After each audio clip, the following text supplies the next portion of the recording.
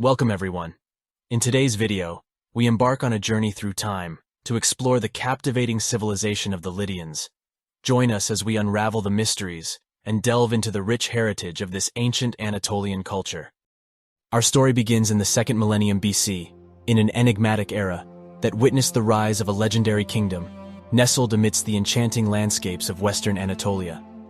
Like a radiant jewel, gleaming with unrivaled splendor, the Kingdom of Lydia emerged. It was a kingdom of unrivaled wealth and cultural abundance, unparalleled in history. A realm where culture thrived, traditions flourished, and treasures were abound. A testament to human achievement, blending opulence and heritage in perfect harmony. In the heart of Lydia, a majestic city arose, the Lydian capital of Sardis. Exuding an aura of grandeur and sophistication, its labyrinthine streets, adorned with ornate temples, magnificent palaces, and bustling marketplaces, echoed with the vibrant symphony of diverse cultures and languages. Sardis became a vibrant cosmopolitan hub where ideas mingled and flourished, fostering an atmosphere of intellectual curiosity that permeated every facet of Lydia's society. Lydia emerged as a prominent kingdom, following the decline of the Hittite Empire around the 12th century BC. In the era of the Hittites, the region was known as Arzawa. According to Greek sources, the original name of the Lydian kingdom was Myonia. Homer, in his works, refers to the inhabitants of Lydia as Myonis. Interestingly, Homer describes their capital not as Sardis, but as Hyde, which might have been the name of the district in which Sardis was situated. Herodotus later adds that the Myones were eventually renamed Lydians after their king Lydius, son of Attis, during the mythical period that preceded the Heraclid dynasty. Hippolytus of Rome presented an alternative opinion, suggesting that the Lydians were the Ludim of Mizraim, a biblical term referring to the ancient land of Egypt, or the descendants of Ham, who, according to the Bible, settled in Egypt. During biblical times, the Lydian warriors were renowned for their archery skills. Some remnants of the Myones continued to exist in historical times, primarily in the upland interior along the river Hermus. Pliny the Elder and Hierocles mention the existence of a town named Myonia in this region. The boundaries of historical Lydia varied across the centuries. It was bounded first by Mysia, Caria, Phrygia, and coastal Ionia. Later, the military power of Alyattes and Croesus expanded Lydia to all Asia Minor west of the river Halys, except Lycia. After the Persian conquest, the river Meander was regarded as its southern boundary, and during Imperial Roman times, Lydia comprised the country between Mysia and Caria on the one side, and Phrygia and the Aegean Sea on the other.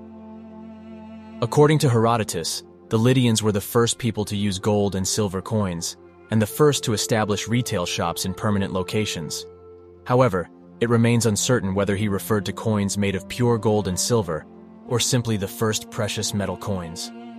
Despite this ambiguity, this statement of Herodotus is one of the pieces of evidence most often cited on behalf of the argument that Lydians invented coinage. Although the first coins were neither gold nor silver, but an alloy of the two called electrum. The name electrum is the Latinized form of the Greek word electron mentioned in the Odyssey.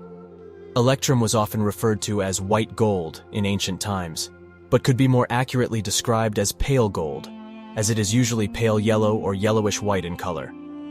The dating of these first stamped coins is one of the most frequently debated topics of ancient numismatics, with dates ranging from 700 to 550 BC. But the most common opinion is that they were minted near the beginning of the reign of King Alyattes, who reigned from 591 to 560 BC. The first coins were made of electrum, an alloy of gold and silver that occurs naturally, but that was further debased by the Lydians with added silver and copper.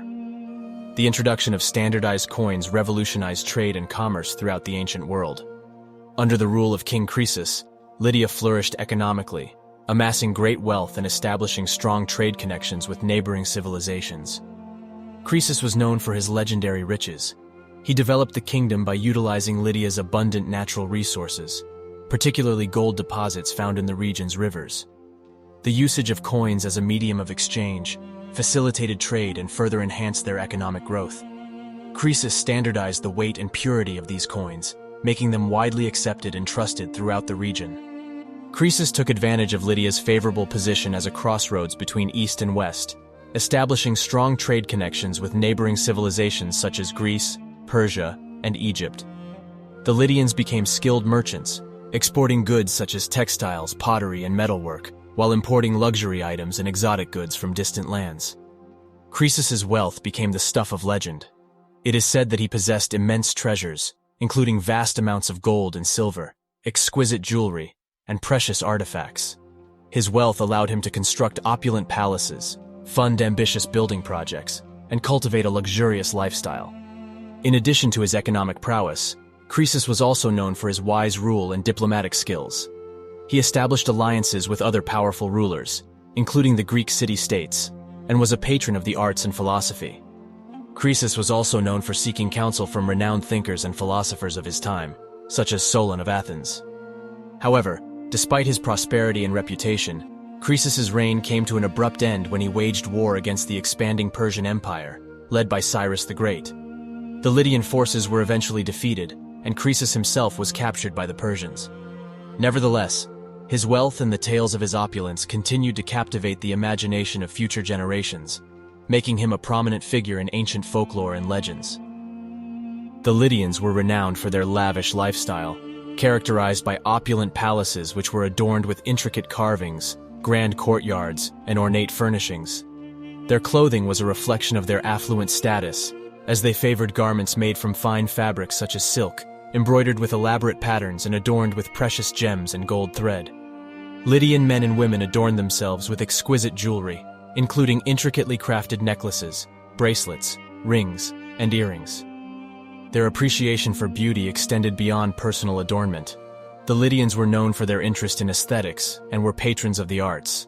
They supported talented craftsmen and artisans, resulting in the production of magnificent sculptures, pottery, and decorative objects. Their fashion sense and appreciation for beauty reflected the prosperous and sophisticated nature of their society. The Lydians were deeply influenced by neighboring civilizations, notably the Greeks and Persians. The Greek influence is evident in their art, architecture, and language, while the Persian presence shaped their political and cultural landscape. Unfortunately, the Lydian kingdom met its demise when it fell under the Persian Empire led by Cyrus the Great. Despite this, their cultural legacy continued to inspire subsequent civilizations and left an indelible mark on Anatolia's history. And there you have it, the fascinating tale of the Lydians, a civilization that shaped Anatolia and left behind an enduring legacy. From the invention of coinage to their luxurious lifestyle, the Lydians have left an indelible mark on the pages of history. Don't forget to like and subscribe. Goodbye.